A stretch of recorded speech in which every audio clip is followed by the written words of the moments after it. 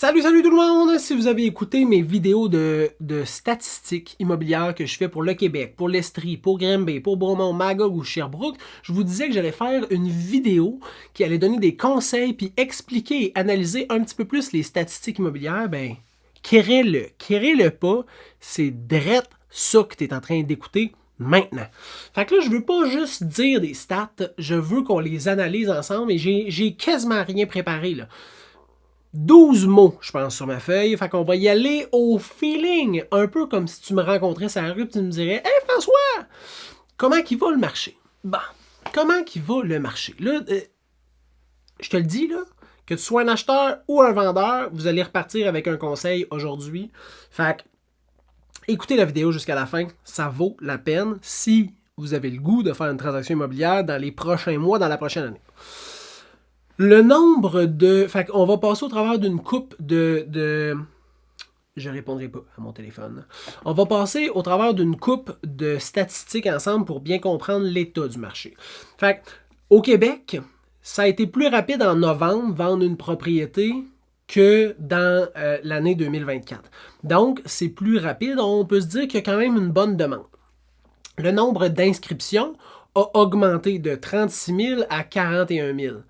Il y a plus d'offres. Offre et demande. Je te parle de ça parce que l'offre et la demande, c'est ça qui va gérer un marché. Fait que là, on sent qu'il y a une bonne offre, mais il y a aussi une plus forte demande.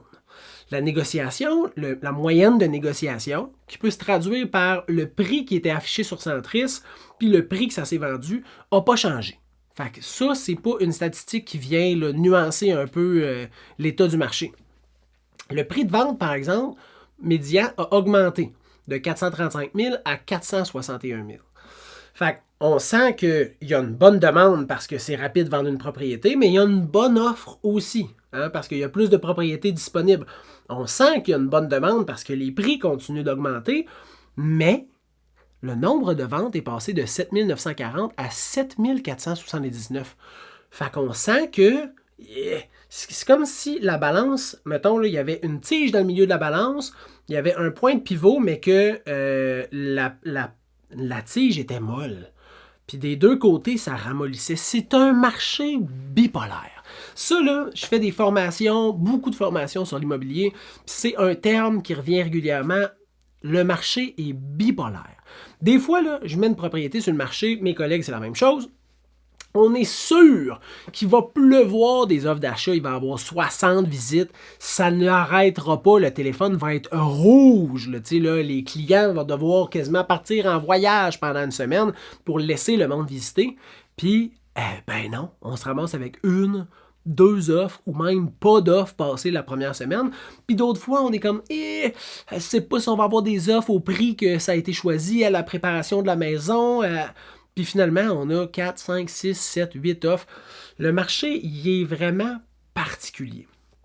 Puis normalement, si on avait vu une offre qui aurait augmenté, même si la demande est présente, on aurait quand même senti un genre de ralentissement. Mais là, on sent un ralentissement, mais les valeurs continuent d'augmenter. Puis c'est quand même rapide de vendre une propriété, mais il y a plus de propriétés sur le marché. C'est weird présentement.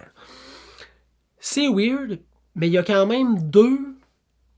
On va dire c'est le même conseil, mais qui s'applique différemment pour que tu puisses, toi, sortir ton épingle du jeu si tu veux te lancer dans une transaction de vente ou d'achat. On va commencer par un conseil, mettons, pour les vendeurs. Un conseil. On ne va pas s'éterniser dans cette vidéo-là, là, ça va être short and sweet, facile à écouter, facile à digérer. Là. Un conseil, si tu es un vendeur, stratégie de prix. Je l'ai répété toute l'année, là, parce que on le voit, on le sent et on le vit dans le marché. Là. L'équilibre entre une transaction réussie puis une transaction pas d'échec, là, mais moins réussie, pas à son plein potentiel, il est mince, mince, mince. Fait que la sélection du prix d'affichage est excessivement importante. Mettons là, que tu mets ta propriété trop chère. Qu'est-ce qui va arriver? Le marché immobilier, les acheteurs vont corriger ton choix. Pourquoi? Parce qu'ils ne viendront pas visiter. puis que s'ils viennent visiter, ils vont faire une offre à la baisse. Fait que là, tu vas avoir des moins bonnes conditions. Ça risque de prendre plus de temps pour vendre. Tu ne vendras sûrement pas en offre multiple, puis tu vas vendre en dessous de ton prix. Ils vont te corriger. Hein? Ils vont te donner une offre à la valeur qu'eux pensent que c'est. Tu ne veux pas vraiment te retrouver dans cette situation-là. Mais là, tu dis, ouais, mais François, si je la mets pas assez cher, ben, hey, qu'est-ce qui va arriver si tu la mets pas assez cher? Tu vas mettre ta maison sur le marché. Tout le monde va trouver qu'elle est vraiment pas chère. Il va y avoir beaucoup de visites. Puis là, c'est pas quelque chose que je suggère. Je t'explique ce qui va arriver si tu te trompes sur le prix, mais à la baisse versus te tromper à la hausse. Fait que là, il va y avoir full de monde qui vont vouloir venir visiter ta propriété. Ils vont venir visiter, ils vont dire, crème, c'est vraiment pas cher pour le prix, c'est sûr, ça va se vendre au-dessus, mais à combien? Puis là, ils vont essayer de faire une stratégie avec leur courtier, puis là, ils vont déposer une offre d'achat avec des bonnes conditions. Tu risques d'avoir plusieurs offres au même moment, puis un prix au-dessus du prix affiché. Le marché va te corriger, mais il va te corriger à la hausse. Donc, si tu fais une erreur de sélection de prix à la baisse, là, tu vas récupérer ton argent quand même. Il y a des maudites bonnes chances. Il n'y a jamais de boule de cristal, il n'y a jamais de certitude, mais il y a des sacrements de chances que tu vendes au-dessus de ton prix, puis tu vas être corrigé au bon montant. Mais si tu rates la sélection de prix à la hausse, là, ça se peut que ça soit long, ça se peut que tu n'aimes pas ça, puis ça se peut que tu rates ta mise en marché. Puis c'est plate, parce que tu en as juste une mise en marché. Tu as une chance. Une chance. Puis ou bien c'est un home run, ou bien c'est une strike. Choisis ton camp. Pour un acheteur, le plus grand conseil que je peux te donner, là, c'est d'avoir une belle stratégie aussi, mais d'analyse. Donc, aie un expert avec toi qui est capable d'analyser la valeur, qui est capable d'analyser le bâtiment, qui est capable d'analyser le marché, qui est capable d'analyser le momentum et la situation dans laquelle on se trouve pour que tu puisses prendre une décision qui est éclairée. Déjà, d'avoir quelqu'un, un expert avec toi, ça va faire que tu vas être capable de réfléchir, analyser et passer à l'action avec plus de certitude et plus rapidement.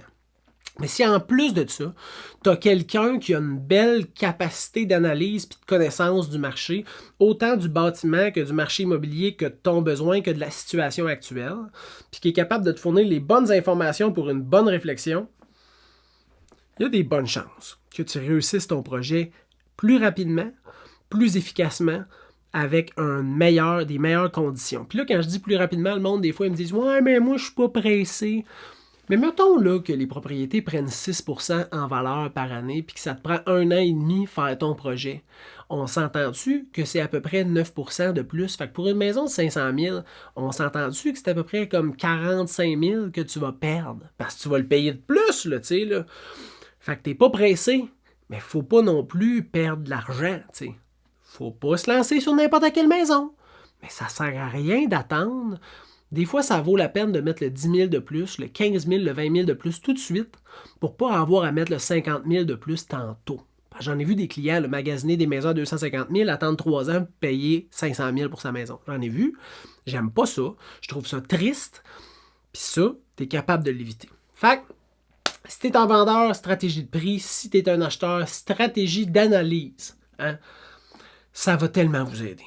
Je vous le dis, là. Si vous avez des questions sur un projet qui est prédéfini, qui est en lancement, si vous avez des questions parce que vous voulez vous lancer dans un projet, vous pouvez nous faire signe. Tu peux aller au serviceimmobilier.ca dans l'onglet « Contactez-nous » puis juste nous envoyer un courriel ou directement envoyer un courriel au info@serviceimmobilier.ca au singulier et ça va nous faire plaisir de vous donner un coup de main. J'espère que vous avez aimé l'écoute du podcast. Si vous me regardez en vidéo, j'espère que vous avez apprécié la vidéo. Je vais continuer de publier des capsules éducatives immobilières le plus régulièrement possible parce que j'ai lâché un peu l'été passé, mais je vais me rattraper. À chaque semaine, 52 vidéos par année sur des conseils immobiliers. Et si toi, tu as des questions, ben, tu me fais signe. Je te souhaite une bonne année, un joyeux temps des fêtes et on se revoit l'an prochain. Je suis meilleur courtier que je suis blagueur. Bonne fin de journée, bye.